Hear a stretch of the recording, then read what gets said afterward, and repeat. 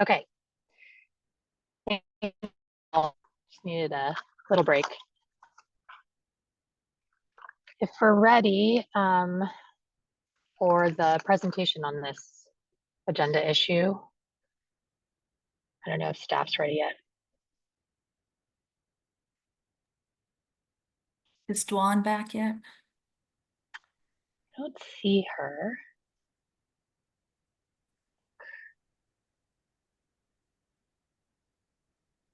Oh, there's Dwan.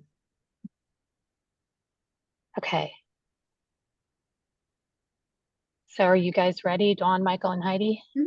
We're ready. All right. Okay. Let's dig in. Okay, let's just dig in. Heidi, Michael, and I have been preparing this agenda item. We're going to show a short PowerPoint. We're not going to hit every single thing in the memo. You have the memo and the materials, extensive materials in your packet. We're going to hit kind of the high points, and a lot of this is really for the benefit of our new members. So, and as you can already tell, this is a very important agenda item. This is probably one of the most important things that the commission does every year, because as you've already heard from the community, IOLTA funding is really foundational funding. Programs have come to rely on us. I don't have the exact figures at hand, but I want to say I think more than 75% of our grantees have been our grantees since the inception of this program. So again, this is core funding, as we've said in the memo, and as you've heard from programs today. So the decision that you make in terms of distributing what is being distributed for IOLTA the following year does have a real impact for programs and for the communities that they serve. Okay, so with that, I'm gonna first do kind of the background and what this reserve policy is, and then I'm gonna turn it over to my colleagues Heidi and Michael, who will walk you through the numbers and those various options that everybody has been talking about, A, B, and C, and what the staff recommendation is. Okay, great. Next slide. Okay, let's fast forward this. I just went through this. Next slide. Okay, great. So just a really brief recap. The Federal Reserve has met several times this year. It has not decreased interest rates, which is good news for us. That's why our revenue stream is still very high.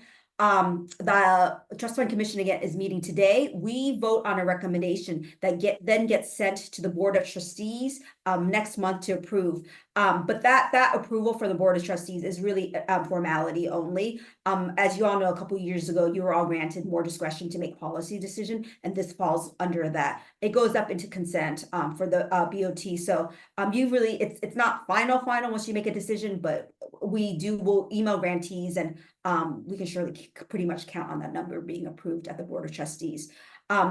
There are still 4 more Federal Reserve meetings this year that we will then track really closely to see how that will impact our revenue. And at every commission meeting, we do an IOLTA revenue update for you so that you all know, and then we send out an email to our grantees so that they know. And as you heard from our grantees today, a couple weeks ago, we did what we called an OAI roundtable, where we talked a lot about some of the pertinent issues that are coming up with the commission and with our office. And the big agenda item was IOLTA funding and where the revenue is, because we have to be honest with you. We've been running numbers and tracking numbers, but we were fairly shocked to see that even for Q1, our revenue had increased so dramatically. And so we wanted to let programs know as a heads up in terms so that they can plan their budgets and what the staff recommendation was. And that's why we've seen the community, and we're happy to do this, has a lot better understanding of what IOLTA revenue and what it takes for the staff to kind of mock up projections.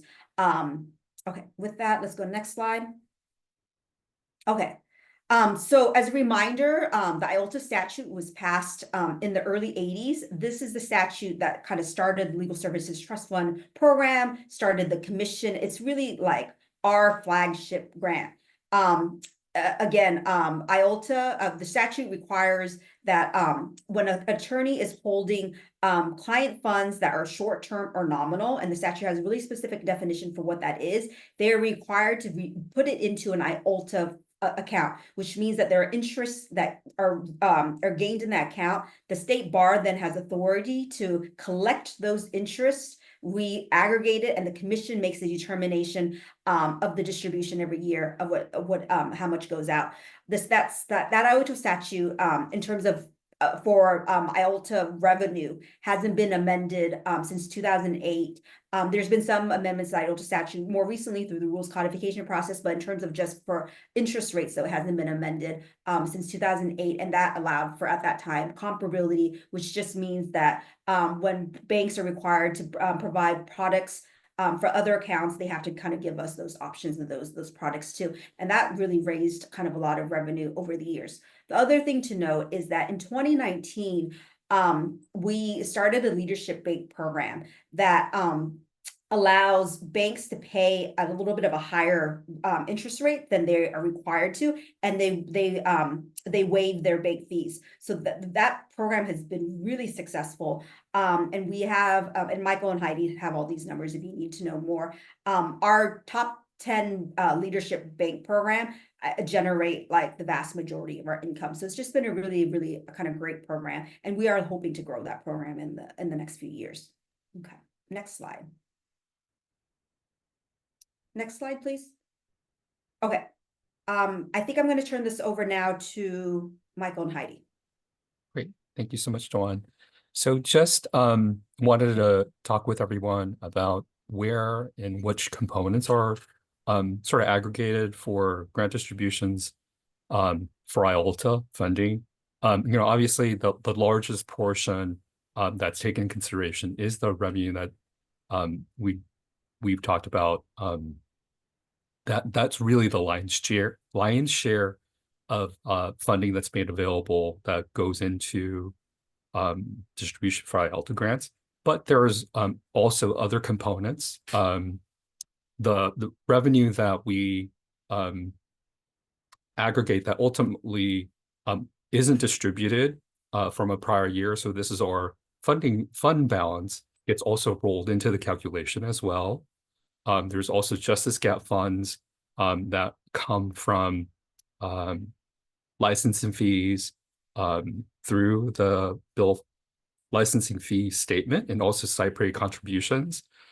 This has typically totaled between $5 and $10 million annually.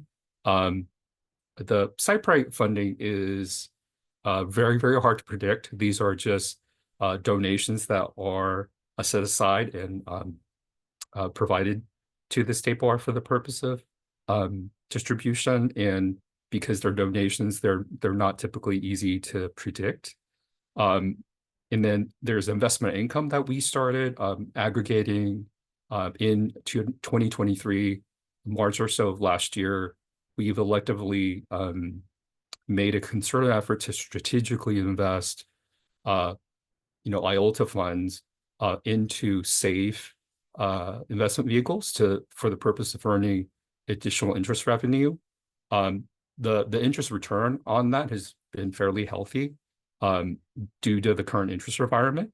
So that's a part of what goes into the IOLTA grant as well.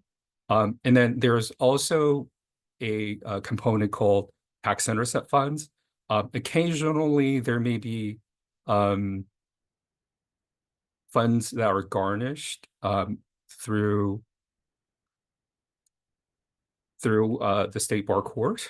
We haven't had any actual tax intercept funds in terms of the revenue base over, I want to say, maybe the last 3 years, but that has been something that has come up in the past.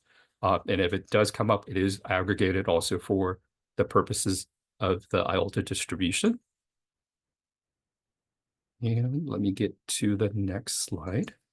And then, so in this next slide, I wanted to talk and touch base a little bit about what was changed and adopted.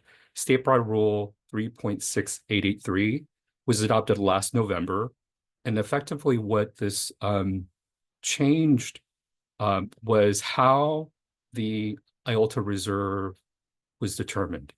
Prior to this, there wasn't great guidance. I think we were really more relying on prior practices. But with this rule change, what was adopted was basically two key components. The first one is how the distribution amount is determined. And so the distribution amount is now determined based off of the year-end net fund balance. And so what this does is it limits our projection numbers to just the current year. So we start work forward from actuals, which I think when we started this process this year, we have actual revenues of 3 to 4 months of actual base, and we project the rest of the year. In prior years, we would actually have to project a year and a half, which made that projection scenario much more volatile because it was so far in the future. And then the other thing that was set up aside was this basis for setting aside a restricted reserve for the purpose of, making sure that there's grant stabilization. And then we had a cap that was placed on it. So right now, the cap is at $25 million. We established that cap and actually hit the maximum reserve amount when we had this meeting, when the determination for 2024 was made. So we've kept a $25 million reserve, and we're carrying forward that reserve cap. But the state bar rule also allowed for the ability for the commission to increase the reserve cap relative to inflation. And also if there's an instance where the distribution doubled, there is a maximum that you can go up to, which is $40 million. In addition, this rule change also allowed for the possibility of multi-year budgeting in terms of spend down. The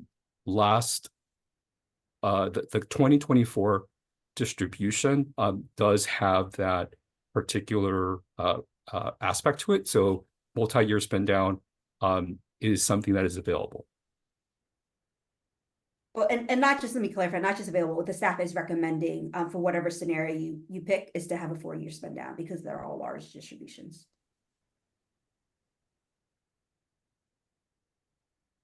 This is just a really quick chart to provide a little more detail in terms of the Fed funds rate at the end of each year, what the IOLTA revenue base was year to year, and then the grant distribution. So looking at what 2024 pans out to be, we're projecting a Fed funds rate dropping to about 5%. Right now it's at 5.5%. The total IOLTA revenue that's projected based off of the recommended scenario is 168.2 million. This is a decrease when you compare it to the actual revenue that we ended 2023 with of 190.3 million. The grant distribution, as you can see, between 23 and 24 does reflect an increase. In 2024, we're set to distribute over $95 million. And then this is just a quick graphic of tracking IOLTA distributions over the last 10 to 11 years, since 23 all the way through 2014. I think when we get to 2015, it'll be off the chart. But this is what the current graphic looks like. And then just want to spend a couple of quick minutes as well going over what the approval amounts with respect to last year's projections and how we actually ended up in the year in 2023, comparing it to actuals. So a lot of numbers, but I wanted to focus on just the 3 green bars. So the first element that's in green, that's highlighted, is the year-to-date total revenue when you compare the approved amounts from last summer versus how we actually ended the year. What was approved was 116,916,743. What we actually ended up the year with was over $190 million. This was 73.4 million above the approval. So I think because of healthy rates, sort of consistently high deposit balances, we were able to actually close out the year with a very healthy increase in total revenue. I think the biggest component you see is really just the IOLTA revenue base from deposits. The second line item in terms of expenses, there's actually very small amount of differential. I think we're fairly spot on in terms of projecting expenses. There was a less than 1% difference, 405,000 or 0.51%.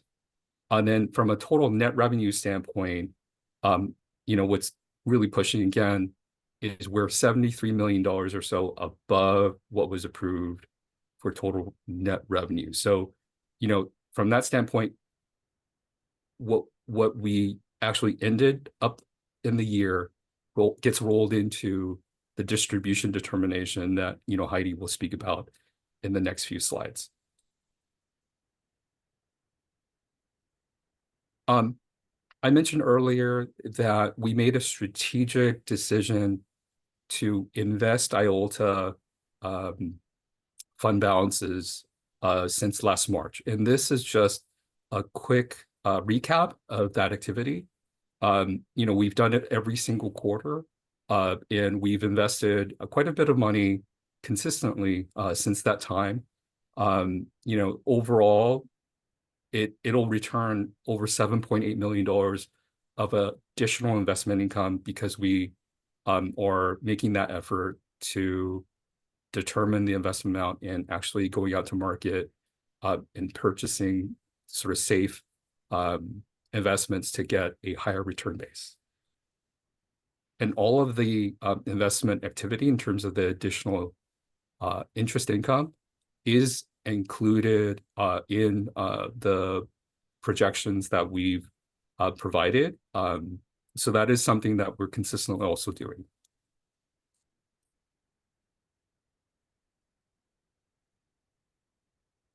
And I believe I'll pass it on to Heidi. Hi, everyone. I wanted to get into how we make the calculations and the recommendations at the staff level and give everybody a little perspective about sort of our analysis that we do. So starting with the current revenue and the current projections, what we know officially is that we have $51 million in IOLTA remittance from the quarters, or the first quarter, that's January through March. The April and May revenue is still being finalized, so we don't have those numbers, but we do anticipate revenue to remain strong throughout the rest of the fiscal or the calendar year. We do, like Michael said, have that net revenue from the prior year that's being added into the equation, so that's giving a significant bump.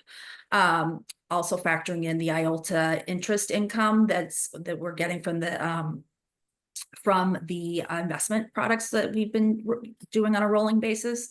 We're anticipating a very modest increase in voluntary donations, and then also we're being cautious in sort of the things that drive the calculations are how much money is being held in IOLTA accounts versus what the interest rates are being paid. And so nationwide, there are drops happening to account balances of IOLTA accounts. We tend to be a little unusual in that we have not seen the same level of drops in account balances that are being seen across the country, but we are being cautious in preparing for those that they could become. The current account balances in IOLTA accounts right now are at record highs, and we do anticipate at some point there's going to be an adjustment to those. And then, as Michael indicated, we are intending to or recommending to maintain the $25 million in the restricted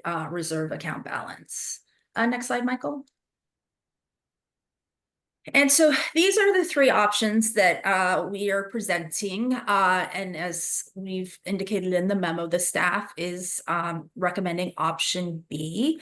As many of the public commenters indicated, we did have a working group meeting or a roundtable earlier this, last month maybe, or this month, I don't confuse, recently, where we presented these three options. And based on that feedback, what the overwhelming sense we got as a team was that that option A was too conservative. So we did go back and we did recalculate option A to come up with a status quo funding projection. So option A is not the same option A that was presented in that that roundtable meeting. So it is not nearly as conservative as the callers and the public commenters indicated. So we did go in, and so option A, as it currently stands, assumes that there may be one rate decrease by the Federal Commission or the Federal Reserve,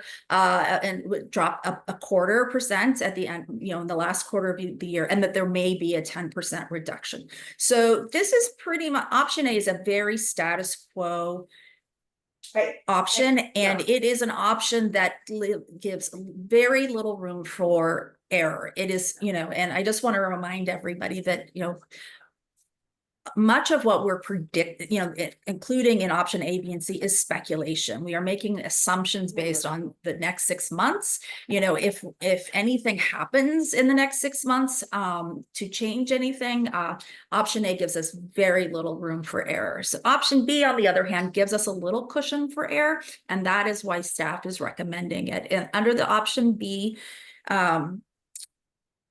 scenario, we have assumed that the feds would potentially reduce the interest rates twice, and so that would bring it down to potentially 5 points at the end of the year. And then we also anticipated a 35% reduction in the deposit balance. And on its surface, I understand that appears to be a conservative analysis, but one of the main factors that we need to think about and remind ourselves of is that 90% of our revenue from the interest banks comes from 10 banks. Many of those 10 banks are leadership banks who are choosing to pay a higher interest rate.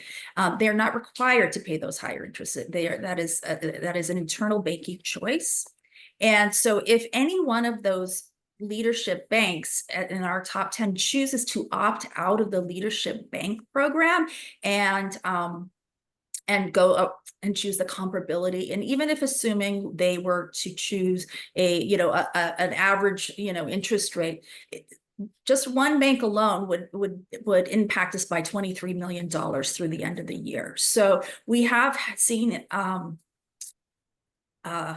leadership banks drop out of the banking program, the leadership program. So that is a real possibility. One of our leadership banks threatened to go out of the leadership bank program, and so that's in large part why staff is recommending option B, because it does give us just a little bit of breathing room in case something doesn't pan out. And because there are so many factors in these speculative calculations, that's where we're predicting option B. Now, option C is certainly the most conservative option here. It does predict, or it does account for 3 different decreases and a 50% reduction in deposits. And most of that is about anticipating that the feds might be more aggressive in their rate corrections, and then more leadership banks coming out. So option C is a very conservative estimate, and that in part the reason why we have such a big net reserve from the prior year is because the commission last year did go with option C, which was a very conservative number. And so that is part of why we have so much money to give out this year, is because of that net revenue. So moving to the next slide, Michael. Heidi, why don't we take a pause just in case there are questions from commissioners? Because I know that's a lot of information. Maybe do you want to, should I put the slide back up? Yeah, Sorry. maybe put the slide back up, and I see Ephraim and Eric have their, and Catherine too, just to get people a little time to digest. Maybe we'll take the questions. Ephraim? Yes, thanks, Dawn.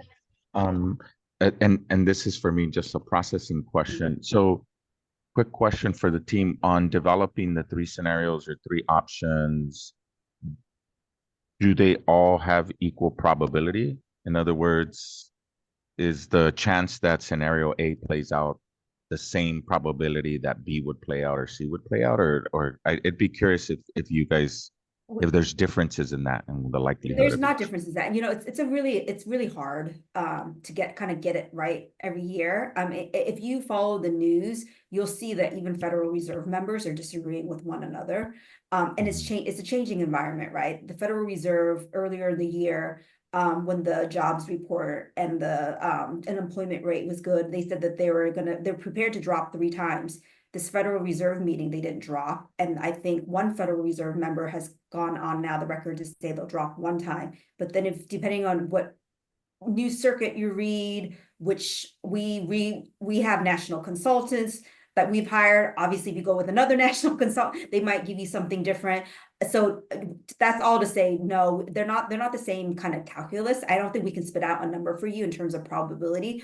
What we will say is like it's very hard to predict, and that's why the reserve policy changed, so that we're predicting now 3 quarters versus formerly we were predicting out 2 years worth. What we have done in the office is obviously try to follow the interest rates, consult with other states, consult with our national consultants. We have 2 bankers on our commission who unfortunately are not here today, but we did consult with Tammy and Jeff in projecting this out, and I can share with you what Tammy and Jeff have said. I hope I do them justice, and if it's not accurate, Heidi, Michael, you chime in too. So Tammy and Jeff also think it's a very hard to predict. It really could be anywhere from, you know, 2 drops to 1 drop. Jeff said there is a potential that the feds won't drop at all this year. Their recommendation, though, is be in line of staff, and I'll just reiterate why the staff recommendation is. I think you've heard from kind of the programs that and I don't disagree with this. Our office does lean conservative in projections, but this is why we lean kind of conservative, because in like Heidi said, there's not a lot of room for error, and I don't think we want to be in a position. I think programs, and I think the commission doesn't want to be in the commission where if we don't build in some room for error, we're in a position where we don't have those funds in the bank account. So we would need to call a meeting to then decide whether we are making a mid-year cut to the grant payment. So our grant agreements, I'll talk about procedurally, does give you all room. If something happens and we don't collect revenue, we will cut grants, right? We'll have a meeting, the commission would decide what to modify. We'll go back out to programs. We think that that's we've never used that option. We don't want to ever use it because it really destabilizes community. I mean, I'm very moved by all the public comments, and I have to tell you that this coming to option B was not kind of we did not do that lightly, but I think for us on balance of like having that, being able to like, you know, having that type of consequence seems, it's already a very large distribution. We're not denying that, you know, there are funding cuts all over the place, but we're also like trying to sock away that money. So when like there is a drop, which there will be a drop, right? Whether we know it's a drop later this year, next year, at some point it is going to drop, and that will help smooth it out. So that's our, you know, whether if you go with A, can we most likely, I get this question all the time from programs and I've had from commissioners. If we choose A and we go with like what the community wants, will we be okay? I can't answer that. Probably the answer is yes, most likely. But when we don't, it feels like a very big kind of consequence. So that's why Heidi had said there's not a room for like wiggle room there if a leadership bank decides to drop out. And we, like she said, we did have that scenario 2 years ago where a bank contacted us and was going to drop out, and we were about to call a meeting with the commission, and then that bank came back. So sorry, Eric. Yeah, I appreciate what you just said, Duana, and appreciate all the work that staff has done on this. But I have to say that option A itself does feel fairly prudent. I mean, the Federal Reserve has not been reducing rates this year. I think they had themselves predicted in June that they were only going to have 1 rate decrease this year. If I got that right, I may be wrong. I'm no banker or economist. And the projection in B for the decline in deposit balances of 35% just seems really high. I kind of feel like consistently we're always predicting that deposit balances are going to decrease, and then they never do, or at least they never do to the extent that we predict. Am I right about that? You're right. And I think that the reason why we hedge on that is because they are decreasing elsewhere. And we have theory, and I've said this before, we have theories why they're not decreasing in California, but even when we consult our bankers, nobody really knows. I mean, there's more litigation activity in California, so we build that in. And this is why, like, if you go with A, most will things be okay? We don't have to. Maybe, probably is my best, like, honest. Yeah, and that's truly probably, but it just doesn't, like Heidi said, give a lot of breathing room Right. for us staff, for the community, like if we don't make that. Well, Right. I guess And if I, go ahead, well, sorry. just to finish my point, I mean, ordinarily I would be inclined to be sort of conservative and go with B, but in light of the really consistently strong kinds of views that we've heard on the call today, I think we have to seriously consider A, because again, I think it itself has some pretty prudent assumptions. So that's my thought. Catherine, do you want to go? Thank you. One thing that I need to understand with A is it has a 10% reduction in deposit balances. What amount of money does that equate to? Because that seems like kind of the biggest cushion that you've built into that. I mean, given the size of the balances, like how much money does 10%? You're projecting essentially a 10% savings by assuming a 10% reduction. A good question. Heidi and Michael, if you guys get that number really quick, or you want to go to the next question? Yeah, I mean, I don't know if Michael can do it on the fly, but because we have to calculate it, each bank pays a different rate. Okay, I will take an estimate of what it is. I wouldn't even project an estimate on it. Okay, so what is the current overall balance then? I think Michael has the current overall. Excellent. And then in my head, I'll calculate 10% of what that might mean. Well, what my point is say if we have $7 billion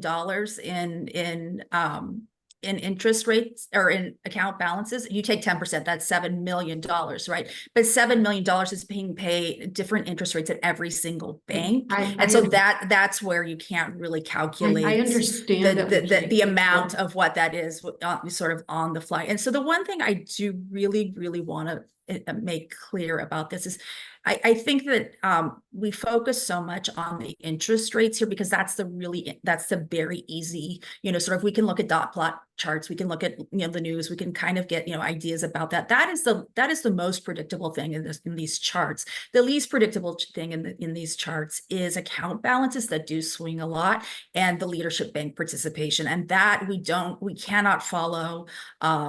At least with leadership banks, we cannot follow news about that. We can't follow predictions about that. That's each individual bank is making a choice. And, and we are doing a lot of negotiating with banks on a regular basis. And so I can tell you that variability is really unclear in these predictions. And that is where we are most vulnerable. Yeah, I actually appreciate that. I'm really just trying to understand. There's assumptions in these, and it doesn't give us a dollar amount of what they are. And I think that helps us sort of come up with which scenario is right, which scenario is consistent with the strategic plan we just passed, right? And so it's just helpful for, I think, members of a commission to know what some of these actually, what these actually mean. Like it's, 35% is, more like a very big drop, very big increase, right? In an assumption. So like understanding what, like if it's 7 million, so if you're gonna, increase it to 35%, like one can do the math and figure out like how much money the bar is going to be holding on to at a time that programs, at least, I mean, I have not been on the commission where that many programs have spoken about the dire straits that they're facing. And I view, particularly given our strategic plan that we just passed, the obligations to try and support the programs in their efforts to serve indigent Californians. So I'm really just, I haven't made a decision. I'm trying to get information to help inform what we can. And we can get you those numbers. That definitely goes without saying. I know, but it sounds like, can we get them before we vote? What? Michael can try to, I think he's calculating right now. It might just give him a few minutes. Okay, and then can I just ask one other question? So there's this concern about leadership banks. I remember, and some of us were involved in trying to figure out the best people to contact the leadership bank the last time that happened, which maybe was 2 years ago, something like that, I think. So over the last 2 years, have any other leadership banks indicated that they're not going to be a leadership bank? There Yeah, were we've some more had deposits though, right, Heidi? we've had at least 3 leadership banks drop out this year, but they're not the top 10, obviously, so that the impact was less. But there has been more dropping out of leadership banks this year, and the longer these high interest rates go on, the higher this cost of their business, and it affects their bottom lines, right? So if the feds continue to keep the rates where they are, I think it the more strain it is on their bottom line. Yeah, So except that's all of these presume a decrease in interest rates, right? So maybe that mitigates the. well, impact of what- the 35% interest rate deduction is actually sort of a quasi substitute for the leadership bank deduction, if you will. So that's sort of why it's so big. It's much harder to sort of, each leadership bank plays a different role. So to kind of to just smooth the modeling, we take a just overall deduction as opposed to one leadership bank at a time and do 50 different modelings. But so that's part of why that reduction is so high, because that sort of factors in the leadership drop potential. Okay, so have any of the top 10 leadership banks, which seem to be the worry? Yeah, so Wells Fargo, that was the one that. That was 2 years ago, right? Yeah, they didn't. And I'll say they didn't magically. We don't know why. I think there was a phone call from maybe a commissioner or somebody that was really high up, because they were intent. They sent us the letter. And then a week later, it didn't happen once I had announced it. So that's always the worry, right? That's one of these top 10. Yeah, I just trying to understand, like, these are data points, right? So just trying to understand, do we have at the moment any indication from a leadership bank like we did with Wells Fargo? It seems like not. So we're just trying to buffet against that. And so the 10% reduction in deposits is a way of doing that, which maybe equates to 5 million, 7 million, 10 million, some number that I guess we'll find out. Michael, do you have that number yet, or do we need to go to another commissioner in the meantime with a comment or question? I do. So thanks again for the patience. To just sort of answer Catherine's question, sort of going back and looking at what the depository balances and what that sort of translates into, right? So you have a 10% reduction, 35% reduction in deposit balances. The deposit balance assumption that it was a part of option A is $6,699,000,000. And so as another tidbit of information, we talked about how large concentration risks is to this portfolio. Wells Fargo by itself, out of that balance, represents 25% of that balance, just by itself. So if they decide to convert, which I think was a very real risk a couple years back, it would really heavily impact the monthly revenue base for IOLTA, just because of how large their balance means to the overall sort of total IOLTA deposit base. They're so big. And so just wanted to sort of offer that. And that's on the 10% of a reduction. So they're so large that they're actually, if we lose them, they're a larger decrease than just that 10% that we're anticipating. Yeah, but wouldn't the 10% then be $6 million? 10% of 6 billion. Yeah. So so their that'd be current 600 million, wouldn't it? Yeah. So their current balance right now is, when we did the projection, was 1.126 billion. But so they drop, so they go out of leadership bank, but they still are gonna be paying the minimum or whatever the required amount is, right? So it's not like you're losing VCR, they go to all of your VCR. money. They would probably be a third less, or I mean, 2/3 less, because they are paying at a rate that is substantially higher than all of the comparability banks. Even the highest paying comparability bank is not paying anywhere near what they're paying. Yeah, So I think my even if point you is- assume a 1% interest rate on that, I calculated it for 6 months, it's $23 million less. So if Wells Fargo were to go down to a comparability bank, that would be a $23 million loss in just that 6-month period. So I'm going to interject for a second because there's 4 more people with their hands raised. So I do want to make sure we give other folks a chance to ask questions as well, just to make sure everyone's I appreciate that Catherine's asking really sharp questions about this, but given our timing, I want to make sure we get other questions in as well. So Patience, I think if you want to go. It looked like Jacqueline and Jason. Oh yeah, Jacqueline is next in the queue, Erica. Yeah. I'll hold on. Sorry about that. My queue, I think, is looking different than everybody else's. Okay, Jacqueline. Okay, yes. Oh, okay. So this is a really great discussion, especially for me as a new commissioner, and particularly the different variables that come into play. I just feel like it's better for me. I'm leaning more towards that more conservative middle of the road option B. Because there's just so much going on in the world today. There's a lot of volatility. It's an election year. There's conflicts and wars going on around the world. We don't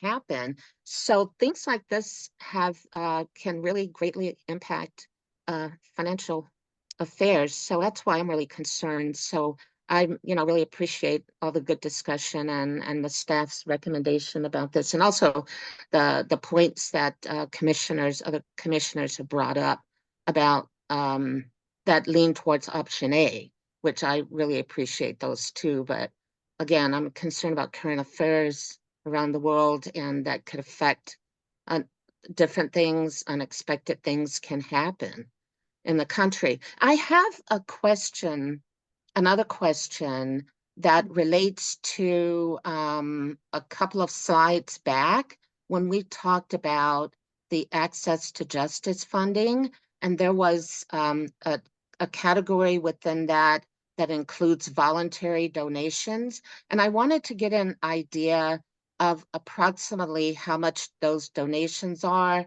and what the typical composition of the donors is like. Heidi, Michael, you want to take that because there's the licensing fee component and then the cypre and then the justice. Right.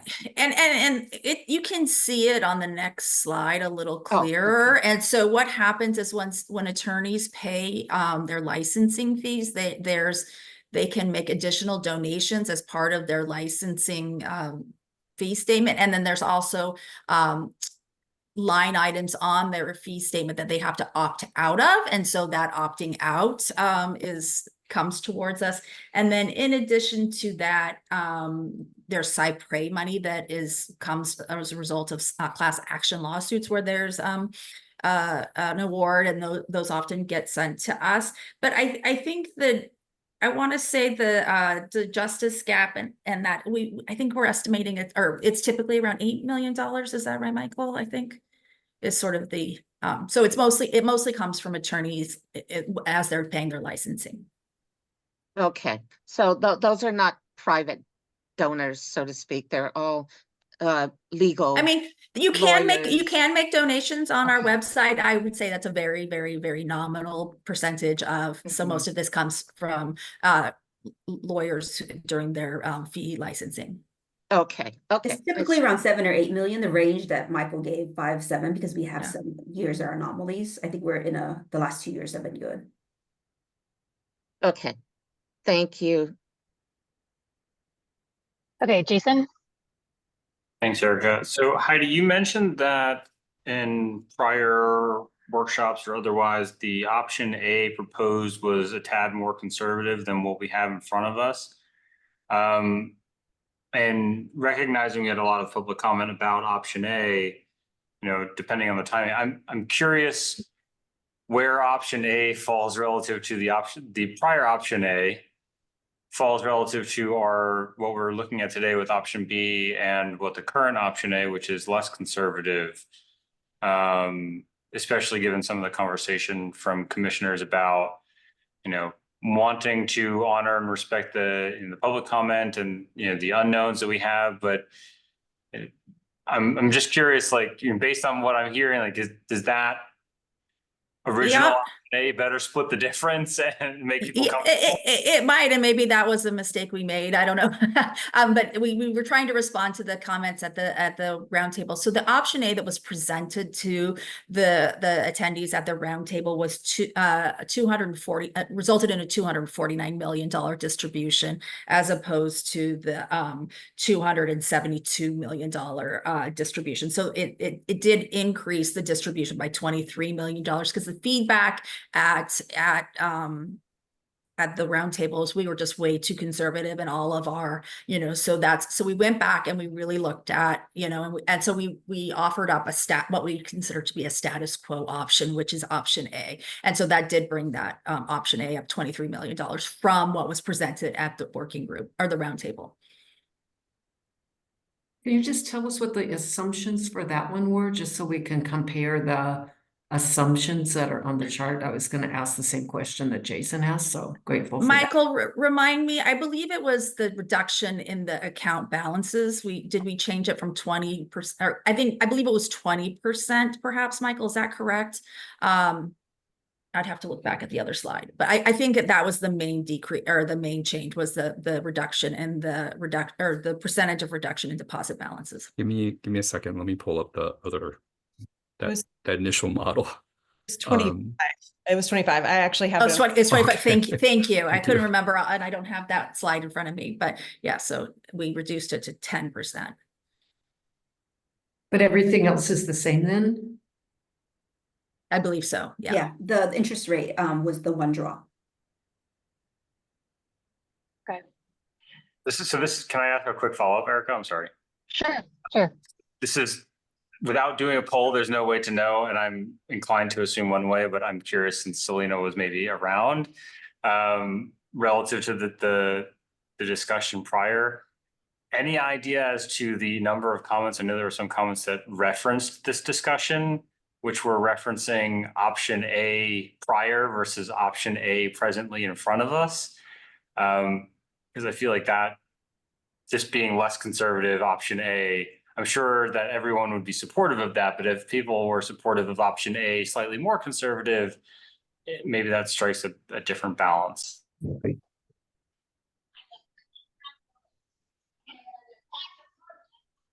Do we have any sense from the public comments which it's referring to?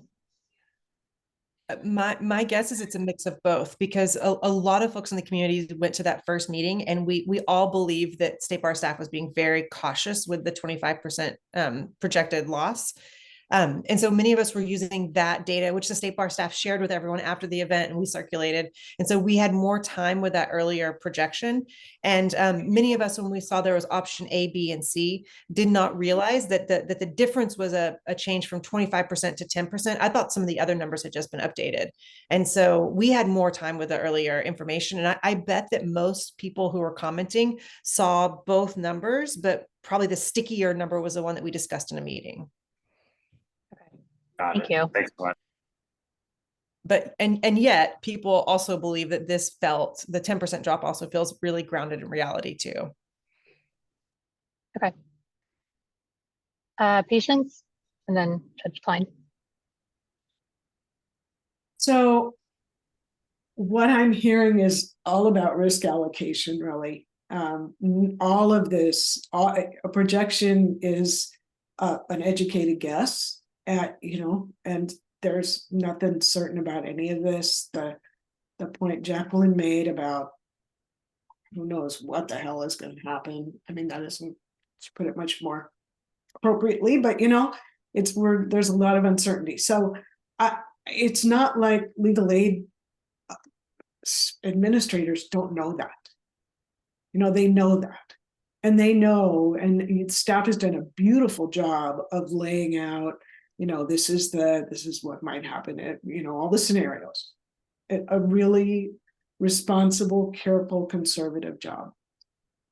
And this is going to be a 4-year grant. And legal aid organizations are saying to you, oh my God, we're hitting the cliff on the homelessness prevention and we're going to need this. And I think we should believe what they tell us. I'm going to vote for option A because I think that we have every reason to expect that legal aid directors are going to use the money well. And if they can't use it up, well, that'll be a surprise. If there's another cliff awaiting us that we haven't projected for, we're all going to fall over it, and we're going to deal with it at that point. So, I'm not a gambler. I am not a gambler, but I do think we should believe people when they say we can handle the risk, we can manage for it, we can plan for it, and so, yeah. So I move when this time, I'll make the motion to adopt option A.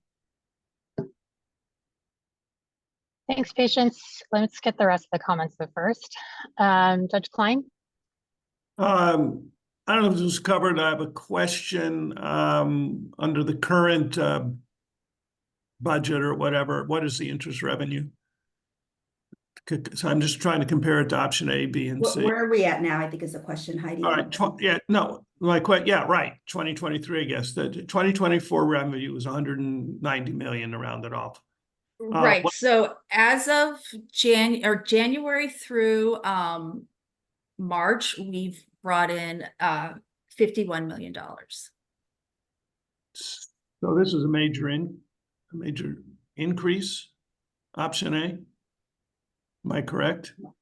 Well, option A is it takes that $51 million plus plus what we project from April through December in revenue, plus the add of the net revenue from the prior year. So basically our net revenue, which is $73 million. And then it adds in the other justice gap and other things. So that's how you get to that distribution of $272 million next year. Trying to get a sense, are these projections an increase over the previous years? Oh yeah, we are at record distribution levels. We have never seen numbers like this before. So these are nowhere, like Michael said, we are not even on the chart anymore. So we are 95 million in 2024. With option B, we would send out $232 million. So it's 144% increase. B is 144% increase. All right, so they are getting a major increase. Yes. Oh, huge. Yeah. I mean, in 2017, we brought in $15 million.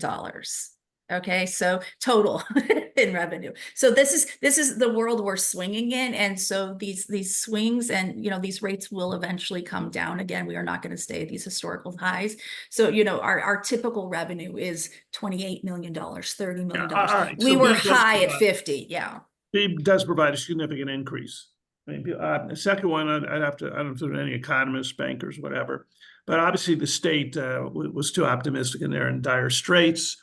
Is there any sort of relationship between these bank deposits that generate this interest and the state and how they gather income, which we know is heavily based on higher taxes?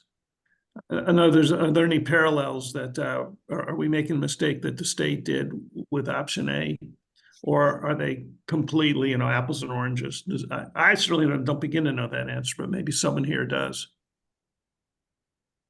I don't think that's right. I think they're apples and oranges. Yeah. I mean, what we do know is like sort of what our national experts tell us, and what we see happening in other states is that there are decreasing revenue or decreasing account balances, and so we that's where we feel cautious.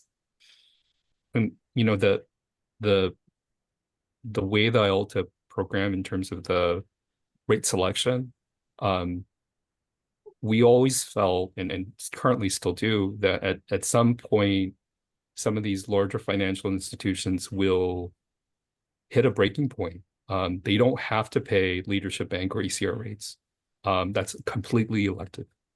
There isn't anything in the program that prevents them from picking a different option, next month. They're still compliant if they choose to go with comparable. They're just, such a different world because the ECR and the leadership rates are based off of the current Fed rate.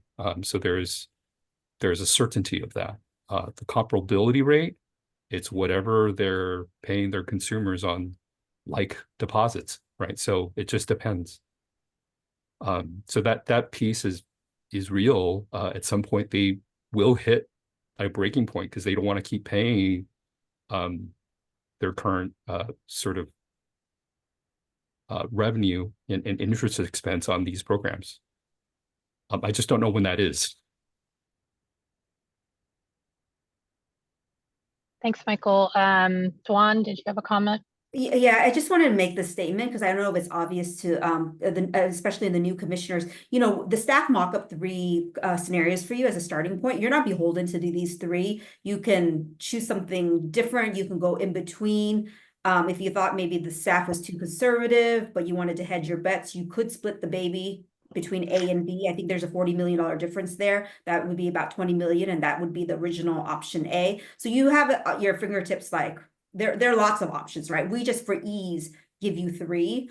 One thing I will say though, if you go with the option A without any modifications, I think we should consider going back to maybe quarterly reporting instead of semi-quarterly, which we did last year. And this is the reason I've been getting the question a lot from commissioners is, what's the spend down for the 95 million? And we can't tell you that because we moved from quarterly to a semi-annual. So I don't have that at your fingertips. So we are going to move to maybe an A. That's something to consider so that this time next year, at least we can report back. We distributed, 270 something million. They budgeted for this, but Q1 is showed. I mean, it's still very small data point, but it gives you all something to base next year's distribution. Or I think it's really the year when it starts to drop, because then you will need to make, I think that's a harder decision, right? This is a good decision, whether you go with A or you go with B. This is a good conversation to have. That will be a more difficult conversation. Thanks, Dwan. Efrain?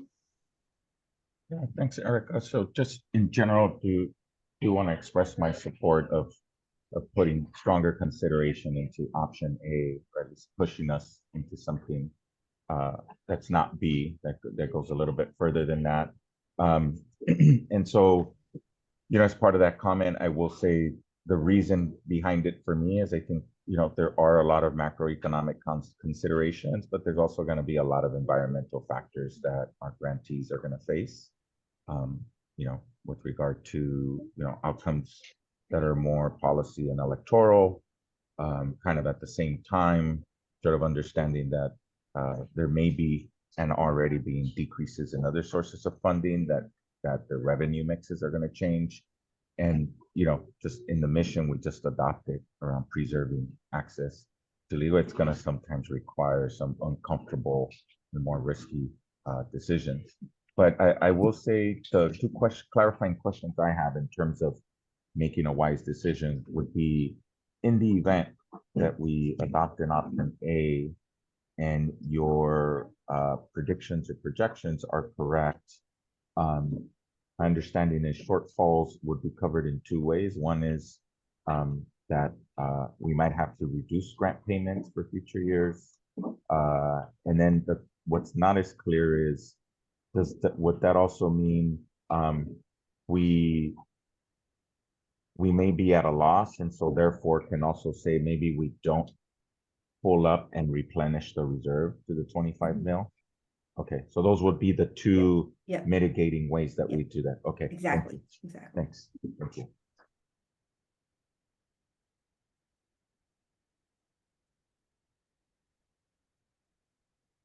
Sorry, Selena? Yes, I just wanted to quickly address what Judge Klein said earlier about the connection to income levels. And I do think that there is a small connection here because so much of the state funding for legal aid, that really there have been significant cuts either flowing through the federal government or state created funds. Those are being cut because of cuts to our own state budget. And that's why you heard so many programs talk about how they need more money now as breathing space to be able to figure out what their long-term plans are. More time to look for other funding and to kind of weather this current budget storm. Everyone's right. This is a significant increase in funding. We've never seen anything like it. A few other states are seeing something similar, Texas and Florida, for example, but the money is coming when a lot of organizations need it because other funding sources are being cut. Thanks, Selena. Eric? Yeah, Selena, I have a question for you, if you don't mind. So the difference between A and B is $40 million on a statewide basis. And we've heard the programs today talk about, how, from their perspective, how dire the circumstances are and how important it is for us to adopt A versus B. So I wonder, Selena, can you give this is a hard question maybe, but can you give us some idea of what the loss of that 40 million really would mean kind of in the real world to the typical program? It would be very different depending on the size of the organization. For some organizations, that $40 million difference could be a couple $1 million. Because they receive such a large percentage of IOLTA funding. For the smaller organizations, it could be the difference between $50,000, or it could be $100,000 difference that could mean they could hire someone or not hire someone. But the range of IOLTA funding in our community based on organization size and geographic region is very vast. Mm-hmm. Okay. Jason? So just a quick clarifying question. I'm pretty sure I know the answer, but I want to ask it anyway, just to confirm. So if we went with one of these more conservative options and we found in hindsight, a year from now, that they did end up being more conservative, it is possible that the distribution for 25 is larger than it would be if we take a less conservative option today with the same exact outcome. And so it is a sharper decline from 24 to 25 in the distribution models potentially. Is that a fair statement? Yes, that is a fair statement. And that is what we're looking at. Last year, the commission took an incredibly conservative approach and did vote on option C. And that's why we do have the surplus of the $73 million to add to the distribution this year. I think they did that intentionally to sort of smooth out the increases and whatnot. So the one thing I will sort of add to the conversation, given that, I've been in the legal service industry for almost 30 years.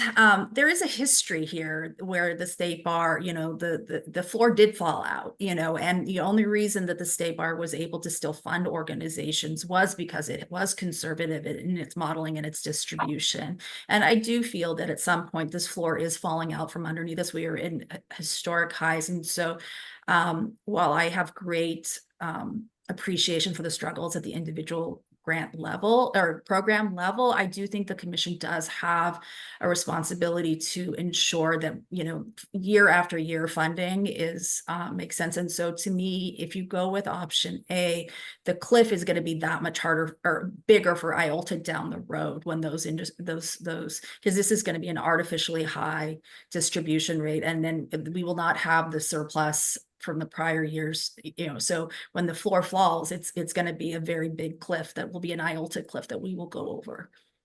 So just a clarification, because we're talking about this funding that will be able to be expended over multiple fiscal years, right? Right. They will receive it all in 2025, but they will, assuming you approve this, they will have 4 years to spend it. Right. So if you have 4 years to spend this spike and the spike is not quite as large, such that in year 2 of your cycle for 2024, we have leftovers because we were more conservative. When you get into the new cycle for 25, which is also a 4-year cycle, that money could be redistributed in a way that it wasn't distributed in year 1, and you still get it within you can still operationalize it within 3 of the 4 potential fiscal years. You could have operationalized it before if it becomes distributed then. Correct. Okay.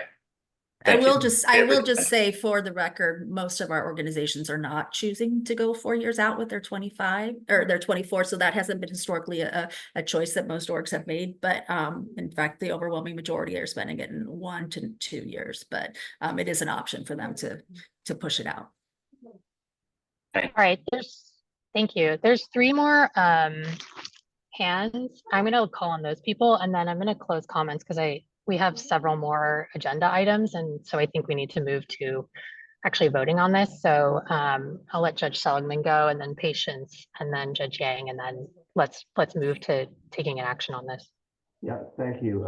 I've had to be in and out, unfortunately, because I've had hearings and I've got to leave again in 5 minutes. So this is my 1 second. Forgive me if I repeat somebody else's. All right, Judge Seligman, we can get your right away. So I think we're dealing with some compelling cases on both sides and a lot of speculation about what the world's going to look like. I could give you my 5 cents about why I think various assumptions make sense or don't make sense. The one thing that is absolutely true is the budget shortfall is already happening right now. We're experiencing it at the courts. I heard about the care court where it's across the board, and everyone expects there'll be further budget cuts next year. So that's one reality that's out there. People are going to get slammed. They are getting slammed right now. The other reality is we do need to keep a reserve, and I think we've been very good about doing that. But I think this 24-25 is a unique year, not unlike what 2016 was like, where depending on the federal election, there could be a huge hit to legal services corporation and other places. And I will tell you, although historically people haven't spread money out over time, in 2025, if there's a huge electoral change, I think every program is going to have to evaluate where they're going and what they're doing funding-wise for the next 4 years after that. Having said that, I actually thought a very useful suggestion was implied by Duan a few minutes ago. We're not bound by A or B. I want to suggest we consider the A- B+ model, which is 252, which is right in the middle between the two of them. I think it's a little bit more realistic in terms of it takes into account what seems to be the most likely result with the feds. And it also doesn't go to a place which I think is very speculative, a 35% decrease in budget balances, but it gives us a reserve. So that's my 5 cents, and I will see you all later. Thanks, Judge Seligman. Patience?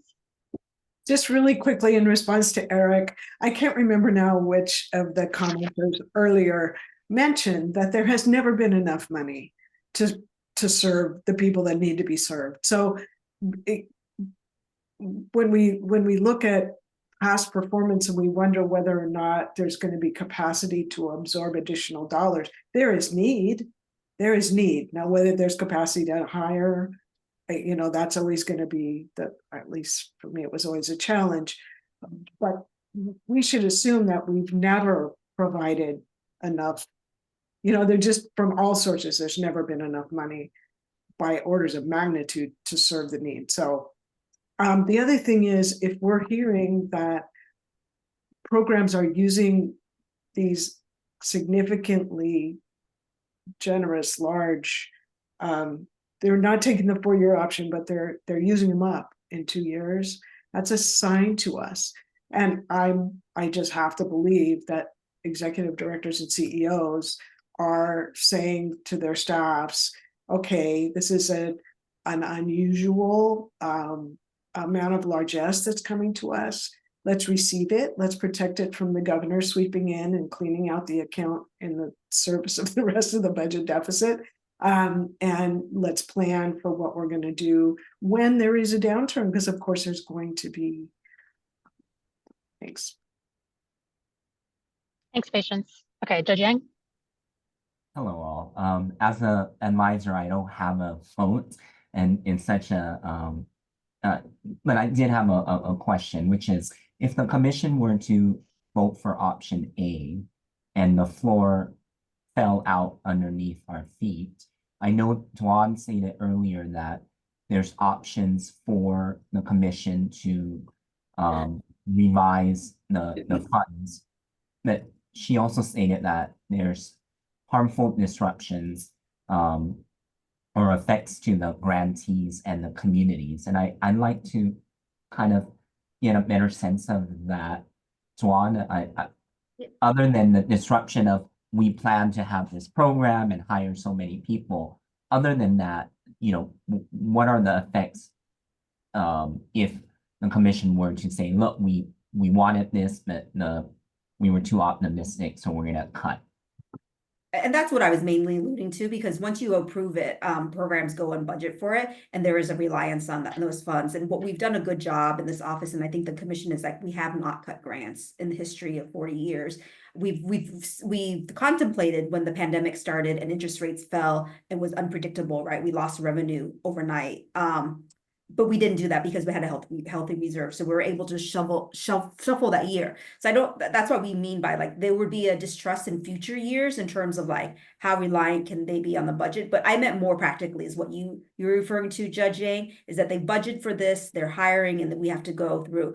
I will say though, if you go with option A, we need to just make it through the year and we'll have the funds. I think Jason had alluded to 1 year out. That's next year will be a different year because we revised the reserve policy. So we will only be making sure that the next 6 months are good. So it is a shorter risk time period, which helps. Okay. All right. We've had a lot of discussion on this. I'd like us to kind of start making a motion or making some decisions on this. So I don't know whether Patience you had alluded to, you might wanted to make a motion. Is anybody else? Would it be helpful to have the three options in front of you from a dollar value? So you have what they are. Maybe Michael, you want to move to the next slide? Sure.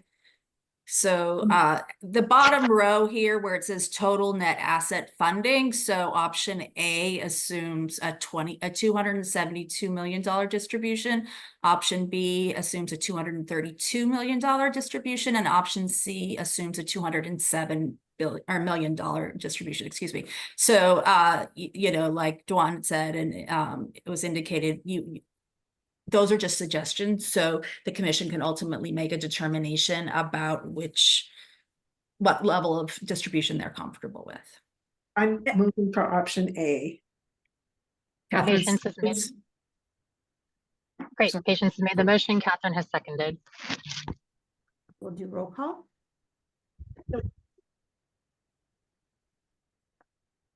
Alikani? So now are we have to vote on A, yes or no, or can we pick another option? No, you have to vote. It's an up or down vote on A. If it doesn't pass, then we'd have further discussion. Okay. But it's an up or down on A.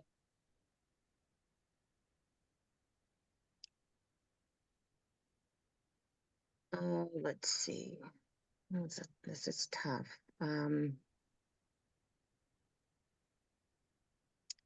I think no.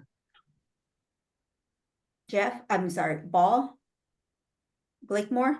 Yes. Campbell? Yes. Escobedo? Yes. Vulcan? No. Gonzalez? Huang? Iskin? I'm inclined, I'll vote no, and I'm going to move that I will move if this doesn't pass to adopt the A plus B minus or B plus A minus approach that Duan was kind of suggesting in commissioners. Yeah. King? Yes. Klein? No. Cruz? Lee? Mahoney? Milrod? Yes. Morales? Pryor? Yes. Sandville? Vargas? Al-Sarraf? No. Connolly? No. Oh gosh, I'm sorry, you guys. My wrote tally sheet. We're Crystal, at six. I we're at have six, yes, six. No. you have what? What do you have? It's tied at 6. Yes, 6 no. Oh, what do we do in a tie, Crystal? I'm sorry, I don't know that. Thought you Not- needed more than a majority for it to pass. Need Oh, is that what it not is? correct? Sorry. Yeah, Okay. it doesn't pass if it's a tie vote. Gotcha. I'm sorry. Oh, We've never been in that I thought there were situation. Sorry. 13. I'm sorry, what were the total number of members voting? There are 12 total members who are voting today. Okay, thank you. So I will make the motion that Eric was going to make, that we do the middle between A and B, or A plus B, A minus plus B plus, that Dwan was suggesting. I'll And second just that. to, okay, that's great, but can we just, I just want to make sure I have the details on that. That assumes 249 or 252. Yeah, can you I get us just a want number, the official Michael? number. Can you get us the official number down to like the dollar? Yeah, let me And flash it? give me a couple minutes. Let me replace and go back to that original deck.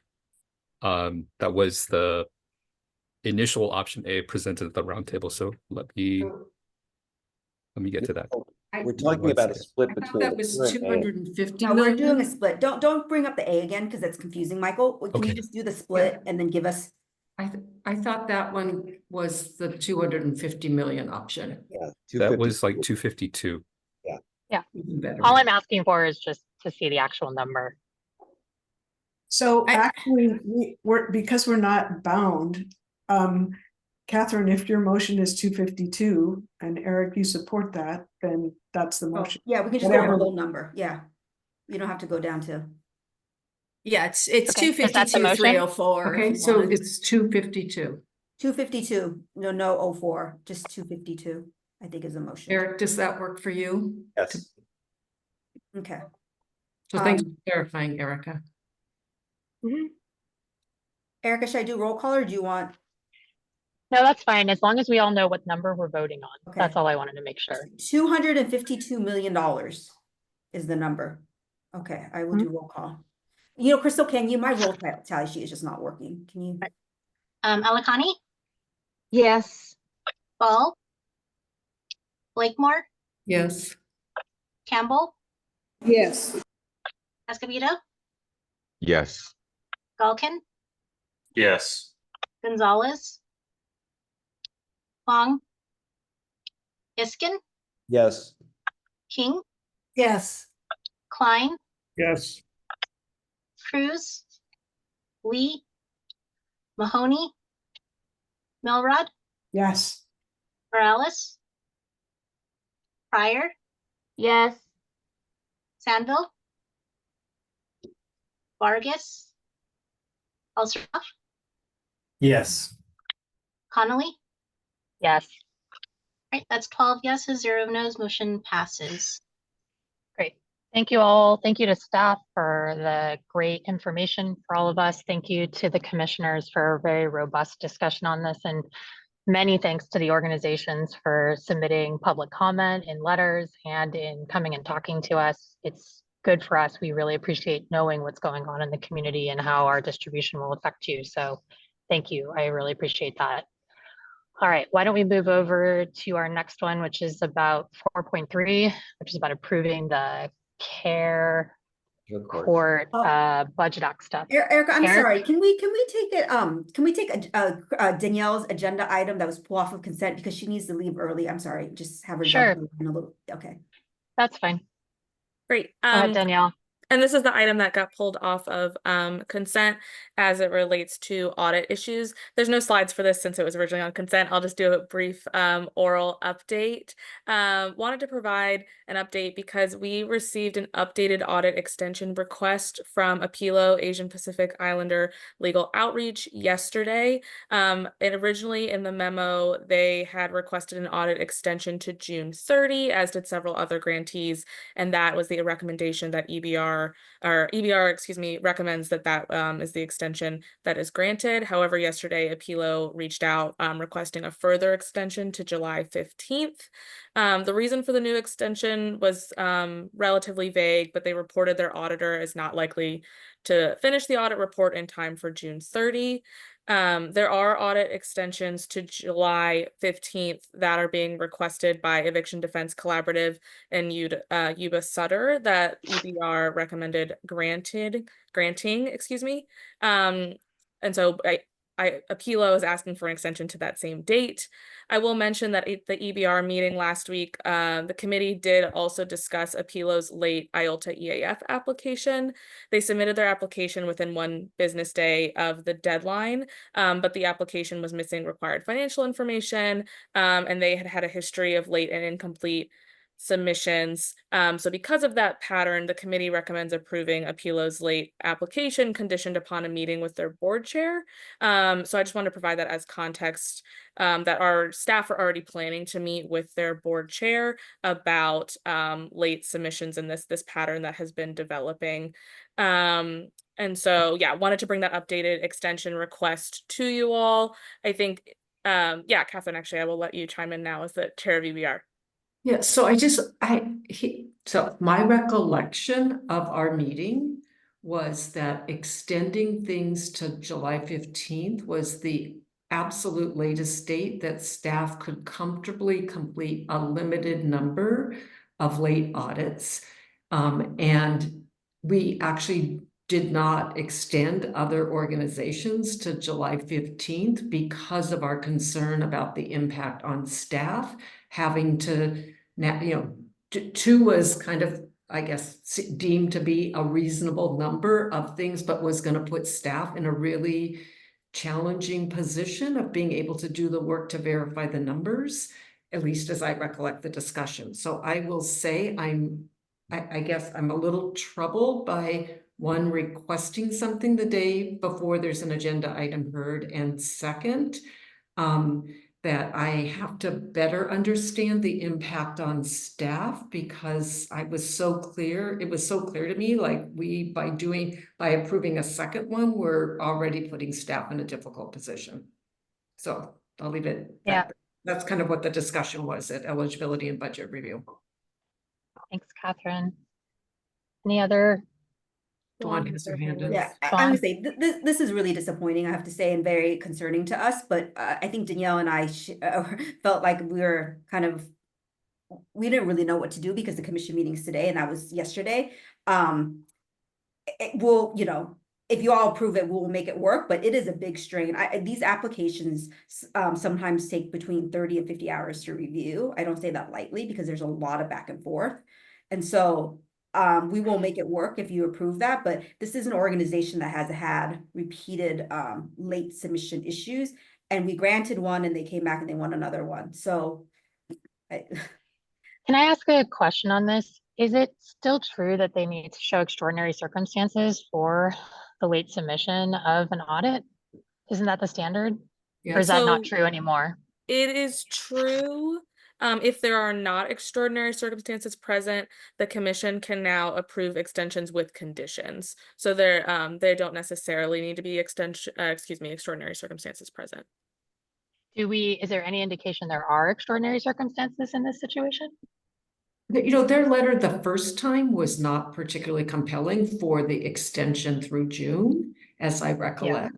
Yeah. And it sounded to me, I have not seen a copy of the more recent request, but there's no reason to doubt Danielle's characterization of it. Sure. Didn't really provide information, except their auditors might not be able to do it. I don't know if that's because the program hasn't provided the required information to the auditors, which to me is very different than the main auditor had a medical emergency and they need 2 weeks to figure, like something else. So the latter is compelling to me. And the fact an organization didn't get their information to the auditor after already getting one extension is honestly not particularly compelling. And so I don't, I feel for Dawn and Danielle, because there's no information upon which to make a decision, and they requested it the day before the commission was approving it, which I can't believe they didn't know this before that. So, and I guess I was just gonna say, yeah, and the extent of the information we have is that they don't believe their auditor can meet the June 30th deadline. We did not get any further explanation for why they believe that to be true, or what might be contributing to that. Got it. And then this is just for my own edification, for the two groups that you guys did grant to July 15th, did they have sort of particular circumstances that warranted that extension? Yes, so one had transitioned financial systems and also had really substantial turnover in their leadership team. And so they've really been getting their leadership team, you know, up and running, and also working with that new financial system to get their auditor everything they need. The other, I believe, had some issues with a prior auditor and had a really hard time getting documentation from that prior auditor or a prior bookkeeper. And so had some real holdups getting information to their current auditor because of situations in part out of their control. Got it. I think it was technically with their accountant who had made a journal entry that could not be explained to the auditor, as I recollect.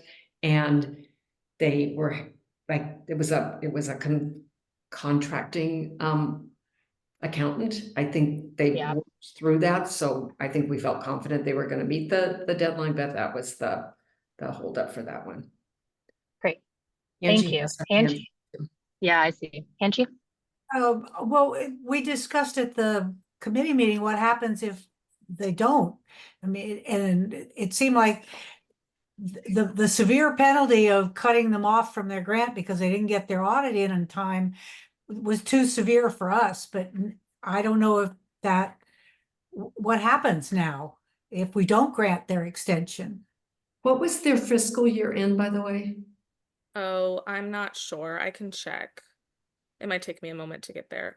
So if you all want, there are other questions. While I pull that up, feel free to ask, but it may take me a moment to get there. So in theory, though, we could grant them the committee's already approved and is recommending an extension to June 30th. Yes. Which is 9 days from today. They have just subsequently asked yesterday for a further 2 weeks. Yes. Okay. Just Danielle, and I'm sorry, or any staff, I assume because we took the whole thing off of consent, we have other extensions we need to approve. Is that correct? Yeah, so it's one kind of bulk resolution right. that incorporates this as well, yes. Oh, I'm sorry. Any other? So is there an option to leave their, I hear Angie's point, and it's a really difficult situation because it's either has a really significant impact on our staff and their ability to run the allocation depends on all of this happening, right?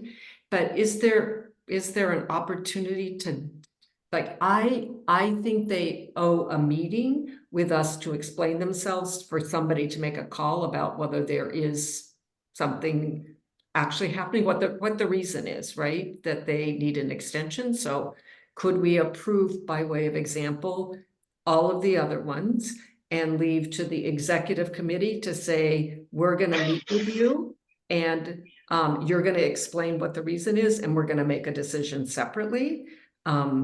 Like something like that, because I don't honestly, like, I do not feel like I have any information other than our auditor said they wouldn't be able to get it. Well, what's behind that? Yeah. So Apila's fiscal year end is December 31.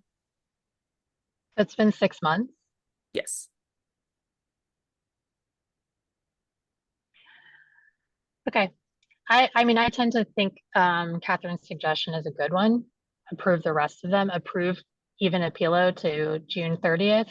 And then if they would like, assuming Amin has no objection, happy to allow it a meeting with the executive committee. And if the commission's comfortable deferring authority to us to decide whether to grant a further extension to July 15th, but at least we'll have given them to June 30th. Does that work, Angie? Okay, so I'll make the motion to approve the resolution as drafted with the opportunity for Apilo to meet with the executive committee who has the authority, as it does anyway, to make a decision based on the facts that are presented to them. I'll second that. Crystal's gonna do roll call vote for me. Okay, one moment. All right, Pelicani, Yes. Ball, Blakemore, Yes. Campbell, Escobedo, Galkin, Yes. Gonzalez, Kwong, Iskin, Yes. King, Yes. Klein. Yes, do you have more votes we require a quorum? Because I have another appointment I'm supposed to get to. I think you have three We other. have quorum, so we don't lose quorum if you need to leave. Oh, all right, good. All right, I'm a yes. Okay, Cruz, Lee, Mahoney, Milrod. Is patient still here? Milrod? She's here, but she might have stepped away to do something. Morales? Pryor?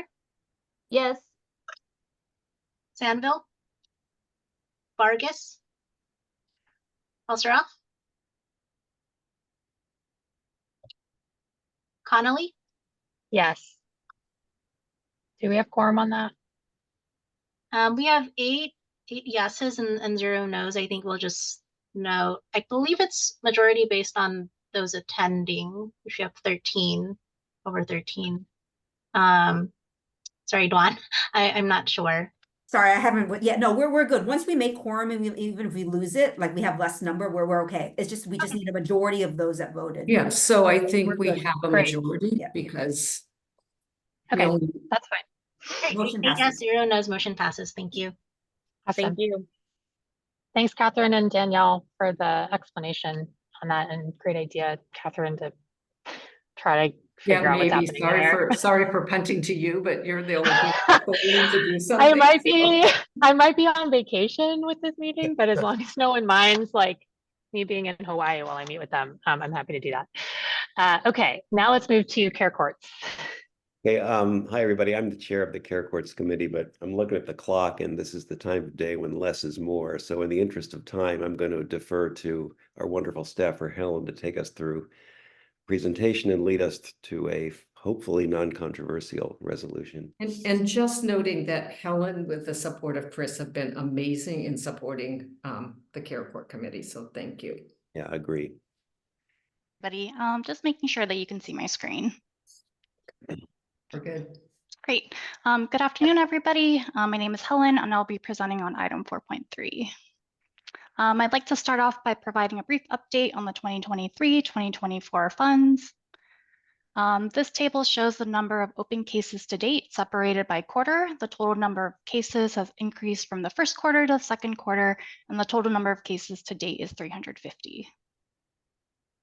This figure shows the number of cases by county from the second quarterly report. That's for reporting period January 1st through March 31st. In total for the second quarter, there were 196 new cases. Next, I'll move on to an update on the 24-25 Care Court funds. The Care Court Grant RFP used the governor's January budget proposal to estimate the amount of funding that would be available. However, in May, with the governor's May revise, he proposed a decrease of about 65% for Care Court funding. After the committee met to recommend awards, the legislature then passed their budget bill, which incorporated the governor's 65% decrease. The legislature's bill also permits the Department of Finance to order up to $275,000 to be transferred to the Office of the State Public Defender to provide training and technical assistance if funds remained for that activity. Then, after all remaining funds, after all payments, the support centers, other entities, and State Public Defender would then go to QLSPs and public defenders to represent respondents. Currently, the budget bill is now with the governor waiting for signature to pass as the Budget Act of 2024. Once the governor signs the bill, it will provide the final funding amount for these services starting on July 1st. If it incorporates the legislature's amounts, then the total amount for providing respondent representation would be $16.75 million, and $838,000 would be allocated for training and technical assistance. Currently, staff is closely tracking the Budget Act's progress to help the Commission and the committee calculate final funding figures for QLSPs, public defender offices, and others. Next, I'll briefly go over the scoring rubric for the grant applications. A successful proposal would demonstrate an applicant's ability to serve clients who meet the criteria and help clients access services and supports allowed by the CARE Act. Because of the nature of Care Court, successful proposals would also demonstrate an ability to litigate and negotiate with county behavioral health services. This is just an image of the scoring rubric. The 4 categories for evaluation are impact, qualification, administration, and evaluation. Next, I'll move on to the Care Court Grant Committee's award recommendations. The State Bar received applications from 4 QLSPs and 1 support center. QLSPs applied to serve San Bernardino, San Francisco, and San Mateo counties. Both QLSPs that currently serve San Francisco County reapplied, and similar to last year, the scoring team arrived at a rounded average score for each rubric category and set the minimum score to recommend funding at 56 out of 80 points, or 70% of the points available. The scoring team evaluated whether proposals demonstrate an overall ability to represent the population that the CARE Act serves and helps clients access community services and the support services that the CARE Act describes. This table shows the committee's award recommendations. The 4 QLSPs that applied are Justice and Diversity Center of the Bar Association of San Francisco, Legal Aid Society of San Bernardino County, Legal Aid Society of San Bernardino, Legal Aid Society of San Mateo County, and Legal Assistance to the Elderly. The support center that applied was Disability Rights Education and Defense Fund. The committee recommended that each applicant receive its full ask at its June 7th meeting. However, after the committee met to recommend awards, the legislature passed their budget bill, which impacts the amount of funding for all counties. And just as a reminder, all awards for 24-25 are subject to the forthcoming Budget Act. The committee is recommending each applicant for a grant and would recommend that they receive their full request if the Budget Act of 2024 allows for it. However, given the governors may revise on the legislature's budget bill, I do want to note that for San Francisco applicants, JDC and LAE, both of the QLSPs that applied for San Francisco County, staff does expect the sum of those 2 awards to exceed the amount of funding that would be available for that county. The commission delegated authority to the committee to design and approve the RFP, and under an abundance of caution, the committee added language that the commission will consider adjustments to the funding floor if they were needed, if funding was reduced. The committee is meeting on June 27th to discuss those adjustments given the potential significant reduction in funding. I do want to note that both of the QLSPs have said they could accept a proportionally lower amount because they'll also be able to carry forward the 2023-2024 funds. The potential decrease does not impact the award amounts for the other applicants. The committee therefore seeks authority to finalize award amounts and county allocations this July after the Budget Act of 2024 passes. I'll move on to the proposed resolution. Should the commission concur, passage of the resolution is recommended. I do want to note that the resolution is slightly revised in consultation with the committee chair from what was posted on today's agenda. The resolution now asks the commission to approve the 2024-2025 Care Court applicants only and excludes the approval of amount awards.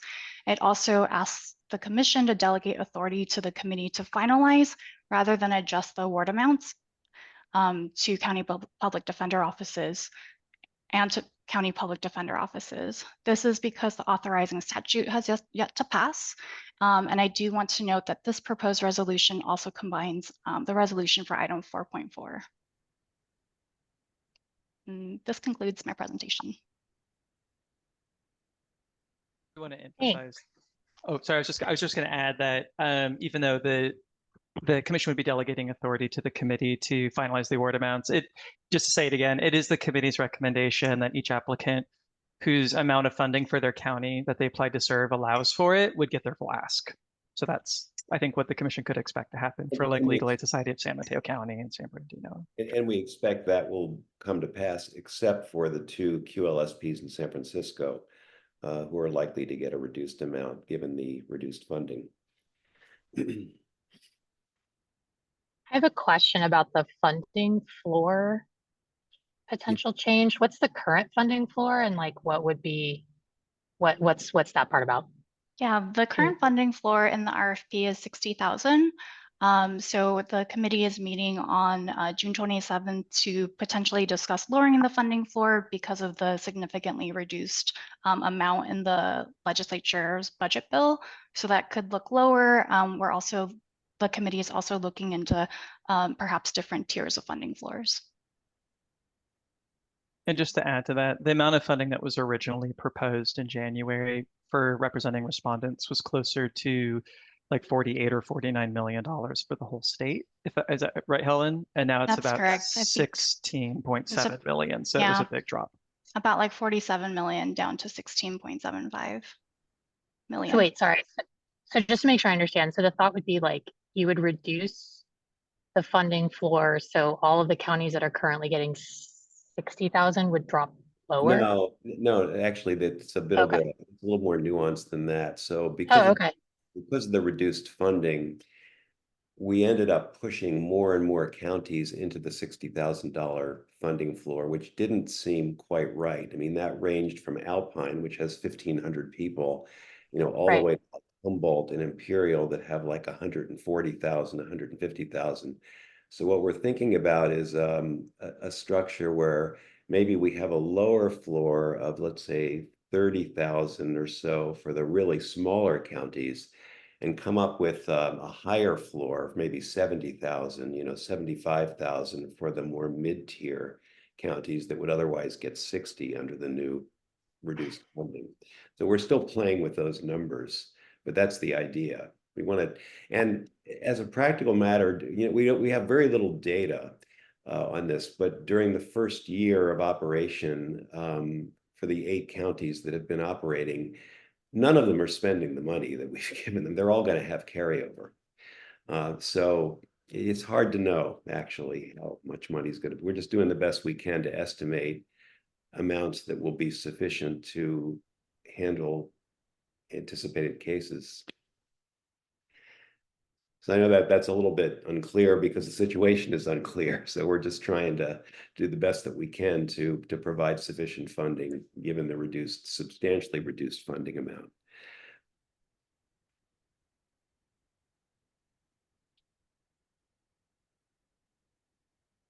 Any additional questions?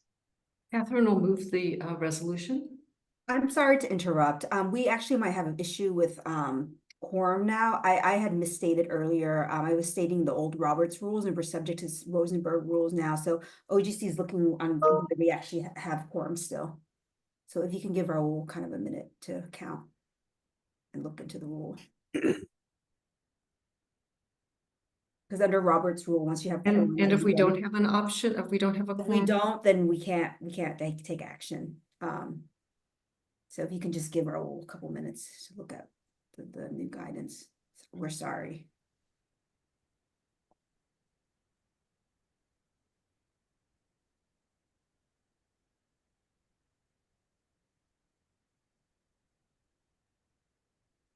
Well, while Raul's taking them, everybody that has an agenda item still, can any of this, Care Court can't wait till August, right? No, it would be challenging. Just to wait until. Okay, and what about the other agenda item that has a voting? If we can't wait till August, then we'll have to call another ad hoc meeting for the commission, a shorter meeting, but. I think that CCWRO's agenda item could theoretically wait. Okay. So we can figure it out, but it seems like we actually still need to call. How short are we, Dwan? Yeah, so Raul's counting right now. 1 person, maybe 2. I think we're short 2 because we have 9, I believe. Can you call someone to come back? I counted 10, I thought, or 11. If we reestablish quorum, we could hold a vote, but I believe right now we're short. And we can't take action without a quorum. So did that vote last time stick? It didn't stick then, the 8? Which one? Yeah, it did because Judge Klein was still here, I thought. He voted. Okay. Does anybody have his number? Maybe we could just call him and ask him to Wait. The last one though, I thought we needed 11 for quorum. And last time, even with Judge Klein, there were only 8 people it was that only voted. 8 with George Klein. We need 11. So how come it was even less? I didn't record votes from, I think, some members who were on the screen because I don't think we got an affirmative yes or no. So they're present, Raul. Can we still count them even though the vote and they didn't vote? I believe you can still count present for quorum. Okay, so we're okay in the last vote then? If counting those present, then yes, I think. Okay.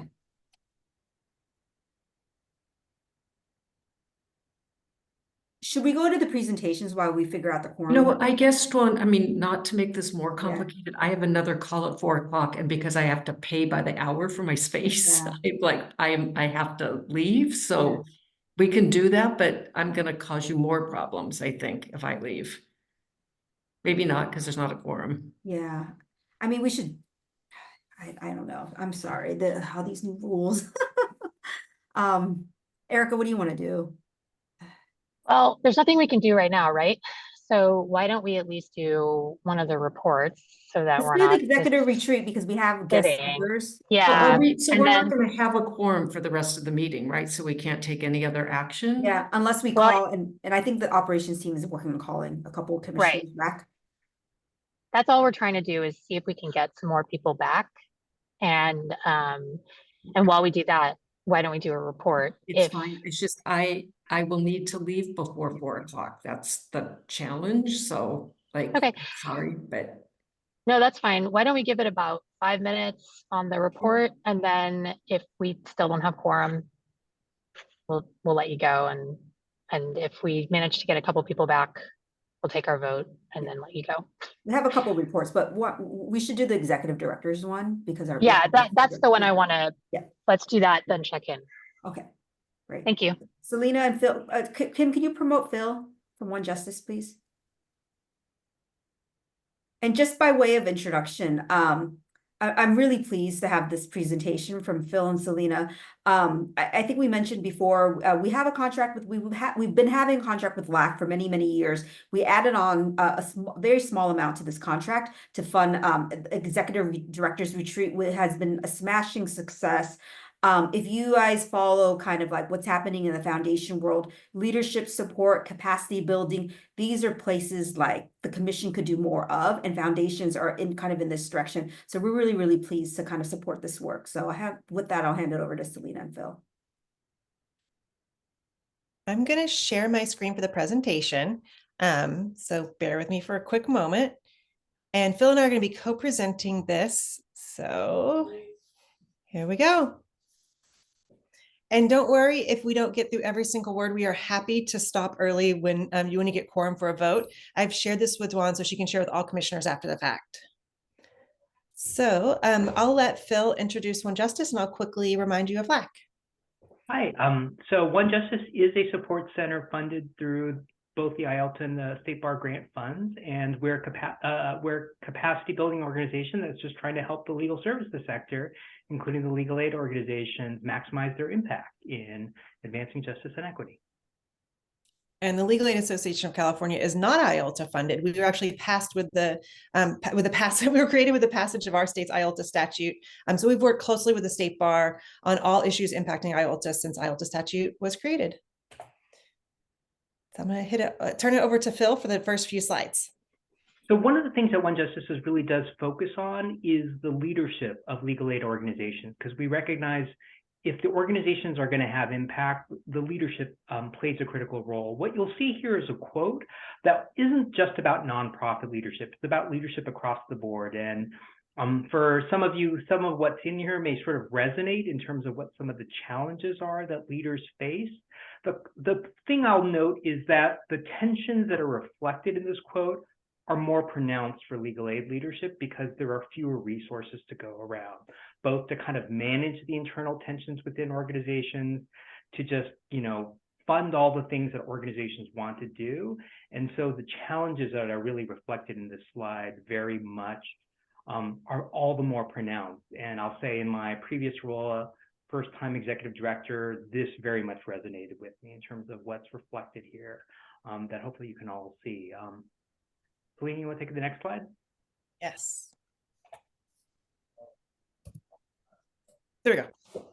This next slide is a snippet of something that Bridgespan shared, which talks about BIPOC leaders and a variance between when they take their jobs, what they think their jobs will look like, and then the reality of what their jobs actually look like. You'll have more of a chance to really see these in the slides afterwards, but oftentimes, like as a first-time executive director, particularly a BIPOC leader, there's a lot of excitement about your vision, all the things you want to do. You're really grateful for the organization, the confidence they placed in you.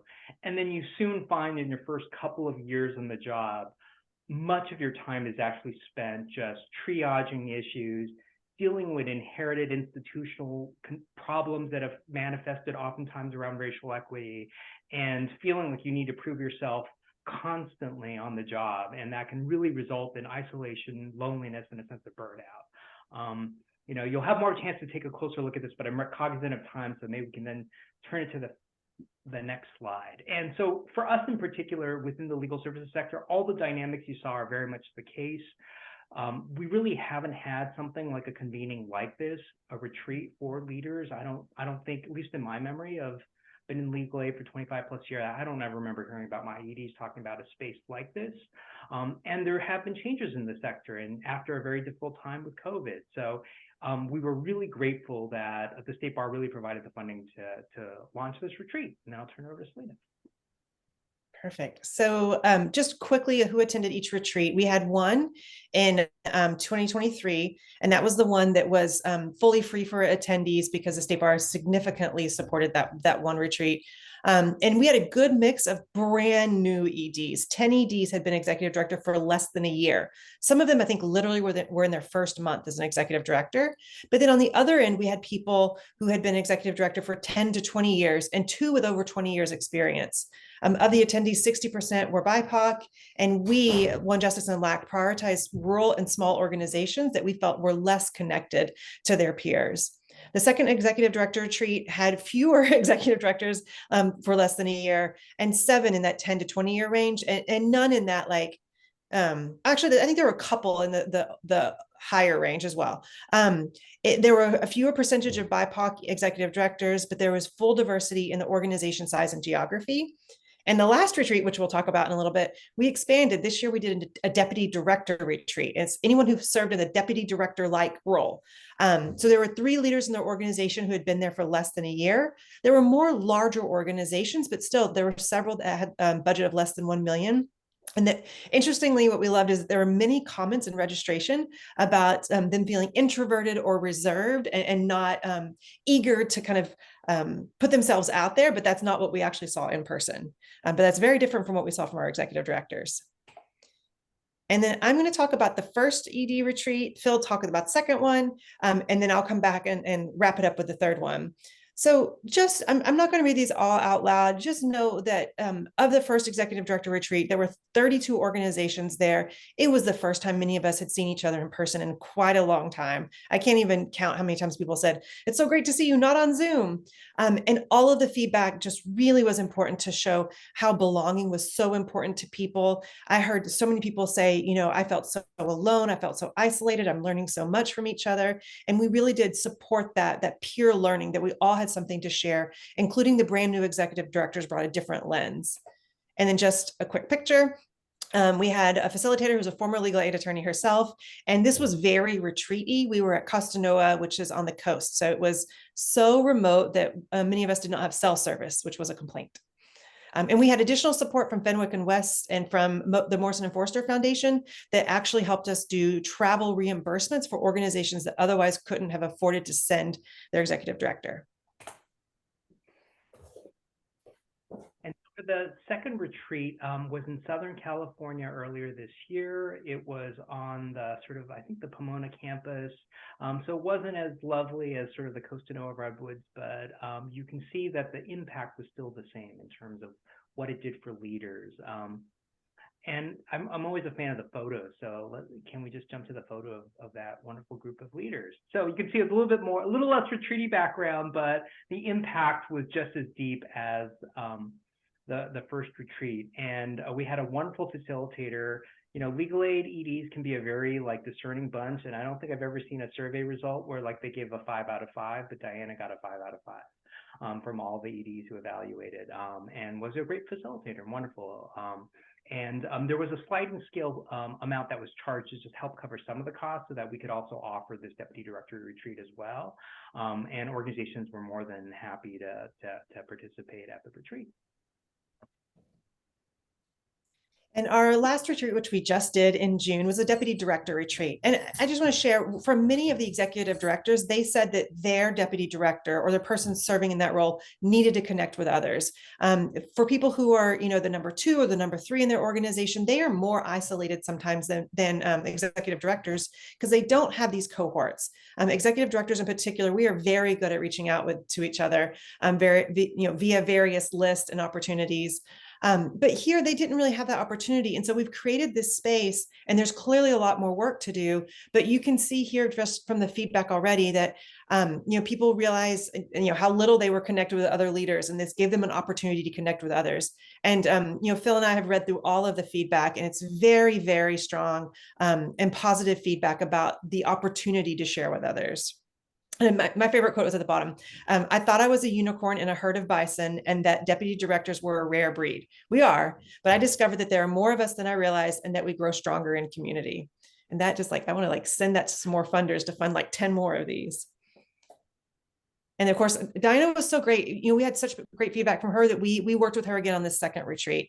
Attendees again paid a sliding scale. We had to charge a little bit more to cover more of the cost of this event because this was really an add-on retreat. And so there were costs associated with lodging, with the facilitator, with catering, but still with the support of the State Bar and Legal Services Trust Fund, we were able to actually significantly reduce the cost for all attendees. And then since I say cost, just to let you know how much it cost. So for the retreat, so we had non-personnel costs, that's the lodging, because the people were staying in the retreat centers, the cost of the facilitator or facilitators, the meeting space, catering, all the supplies we had, travel reimbursements when we were doing travel reimbursements. And then the staffing costs for LAC staffing costs were paid for by the State Bar contract and other sources that we had to use. And then when justice staffing costs were billed to State Bar grants because they are a support center. And just the raw numbers here. So you see the first executive director retreat you see is the more expensive one. And that's because we were offering those travel reimbursements. So excluding the personnel cost, it was about $50,000 for that retreat. The second executive director retreat, it was about $31,000. As Phil mentioned, we were at the Pomona campus. It wasn't quite as retreaty, but we did have cell service. And the retreat that we just ran was actually a shorter retreat. We did it in downtown Berkeley, and it was only $25,000. And so that savings in cost is because it was a shorter retreat and a little bit less number of attendees. So we're happy to answer questions. That was our brief presentation, and we kept it under 10 minutes as promised. Thanks, Selena. I should just say, I think we're just for reference, I think we're still 1 below quorum. But first off, thank you guys so much for the really great details. But I know there's folks who have other appointments, so I didn't want to leave anyone in suspense on that. Although staff, let me know if you think there's someone else coming back. But Selena and Phil, thank you guys so much. It's You've so got great Judge to Klein see waving. Yes. Yeah, I see Judge Klein is back. Yeah, thank you. I think we need one more. I have a question, Selena and Phil. Do you guys keep demographics information for executive directors and deputy directors? Is that something that's if you do, shareable? We did for attendees, but not as compared to the whole. Okay, but you have as a whole. You have that. Do you have it as a whole? I was just looking. I think it's the latest data is the State Bar data. The State Bar data that you don't have to do separate. Okay, gotcha. Yeah. Gotcha.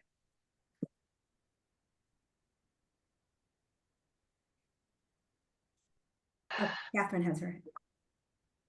Yeah, Catherine. So sometimes we've taken a sense of the committee, at least about how we're proceeding next on this care court item. So should we try and do some sense of those that are here about how we're going to proceed. Because I think the Care Court Committee has a meeting sometime this month to make a Okay. recommendation, which was originally going to be the decision, but Fair enough. Yeah, that's fine with me. We have 10 from what I can see. Maria is Maria back. just joined. Yep. Oh, did we get our 11? Okay, perfect. Let's Amazing. let's do our vote. Thank you, Judge Klein and Thank Maria, you. so much for coming Yes. back. You. We'll try to make it quick for you guys. And I hopefully you will. can throw the resolution back up Yes, on I the screen. will. Thank you. For Phil, and I just want to say thank you, Phil, and Yes, sorry, Phil, so- Selena. Thank Yeah, you that guys was so really much. interesting presentation. I wish I Yeah. would have had an ED retreat when I was an ED. and so we'll have you back to kind of talk about more impact. But thank you both for coming. So Catherine will move the motion that's on the screen. Yeah, I'll second. Great. Let's do our roll call Roll vote. call. Alakani, Yes. Ball, Blakemore, Yes. Campbell, Escobedo, Galkin, Yes. Gonzalez, Huang, Iskin, Yes. King, Yes. Klein, Yes. Cruz, Lee, Mahoney, Milrod, Yes. Morales, Yes. Pryor, Yes. Sandville, Vargas, Al-Saraf, Yes. Connolly, Yes. 11 yes, 0 no's, motion passes. Thank you to everyone who rejoined so we could do this. Yeah. Yes. You're here. Yes. Thank Incredibly you. grateful. Okay, so that We took care have of one more 4.2. agenda item, but It's all right. I don't know if you want to try. It's CCRWRO. It's a compliance issue. Do we want to try to do it in 9 minutes? I mean, if everybody read the materials, maybe we could do it in 9 minutes. Yep. Okay. Sure. If the people who, if people can stay. So I would Jennifer, love to maybe get it give done. a 2 I minute. mean, honestly, I'll just move the recommendation, but that's me because I read everything. So Maybe 1 or 2 minute, and then we take Sure. questions and then we'll vote. that makes sense. Sure. Sure. So thank you everyone for staying on. Really briefly, you read the memo. The only update that staff have is that instead of the amount of disallowed costs recommended in the memo, staff are now recommending $59,557. This is due to further clarification provided by CCWRO that staff has looked into and agrees with. So that's the only change. I'm happy to put up the resolution. I have that in both track changes and clean, but Heidi and I are also happy to answer questions if anyone has any. I second Catherine's motion. And Sorry, I just want to I make think sure the number is the important thing, right? So if you Oh, put up I'm so a sorry. resolution with the right number, I think we can vote. I'm so sorry. There's one additional change, and that's that instead of the budget revision to be revised by June 30th, CCWRO now request until July 31st, which staff would recommend supporting as well. Catherine, are you good with that? Wait, before we do the motion, I just want to make sure if there's any public comment, because we were supposed to do them by agenda. So let's briefly, is there any public comment? We I have don't see one any public hands comment. raised. Yes. Okay, let's do the public comment. And Crystal raised her hand too, so I wonder if we should take the staff in case there's a procedural issue. Crystal, is there a problem? Oh, no, sorry. My apologies. I clicked on the Okay, thanks. Okay, public comment? He was there and then his hand went away, so I'm not, oh, wait, okay, so hold on a second. Hello? No objections. Thank you. Okay, thanks, Kevin. Any others? Okay, thank you. Just wanted to make sure we crossed our T's and dotted our I's to make sure we're doing public comment when we need to.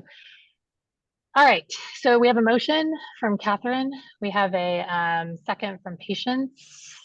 Are there any other questions, Crystal? No. Was there no, anything you need to say? Oh, okay, sorry. You may have already said it. I apologize. Great. Any other comments or questions? Are If you not- putting the resolution on the screen? Oh, that's a good suggestion. I can do that, yes.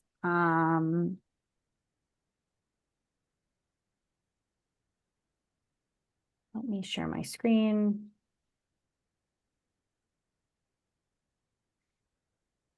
So this is the updated version. Oh, you're sharing your You're sharing chat. Oh, You need to sorry. take that off. Yeah. Very sorry about that. Happens to the best of us. Don't worry about it, Jennifer. Okay, There we go. great. So this is the first part, again, just with the red lines. And then the second is here. And that's the amount right there, the 59, right? that The you said out. 59,557 is the amount, and we're updating the budget revision request to be revised by July 31st.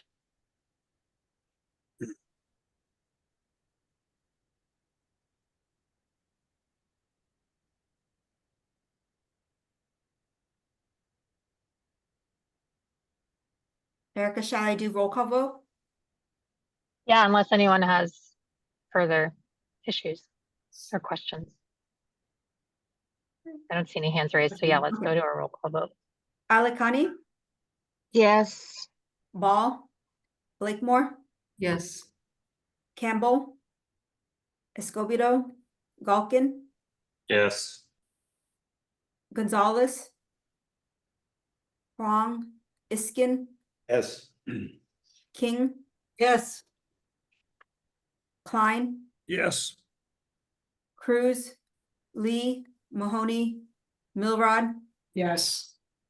Morales, Yes. Pryor, Yes.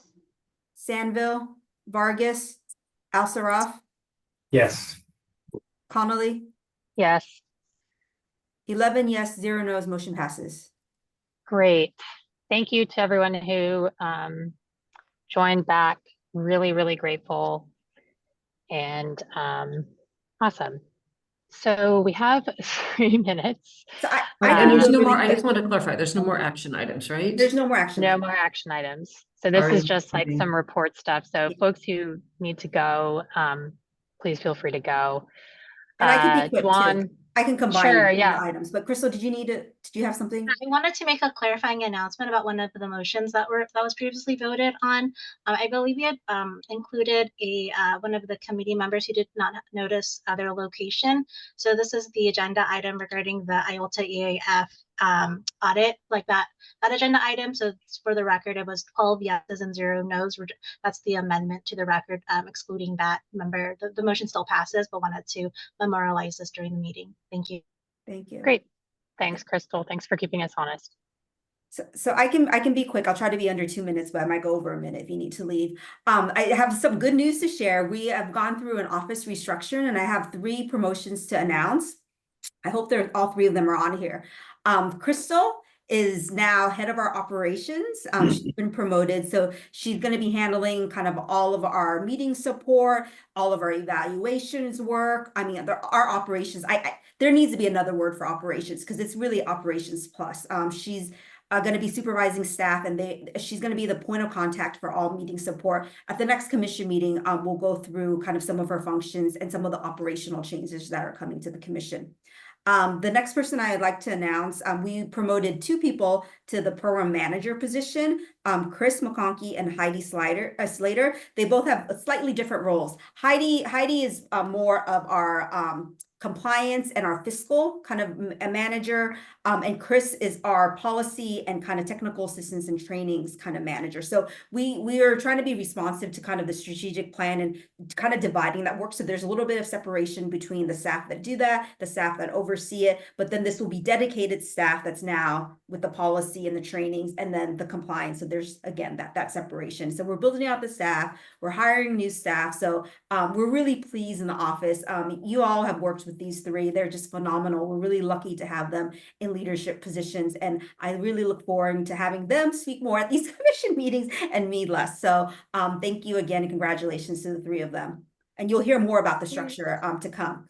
The other big update is, as you all know, we are undergoing 5 audits. 2 of them are now complete. You have in your meeting packet the financial statements audit. That's the one that the commission is part of the state bar audit, but we have our own piece as part of the larger state bar. Clean audit, that's all in your materials. If you have questions, we're happy to answer them after or at the next commission meeting so your colleagues can benefit from them.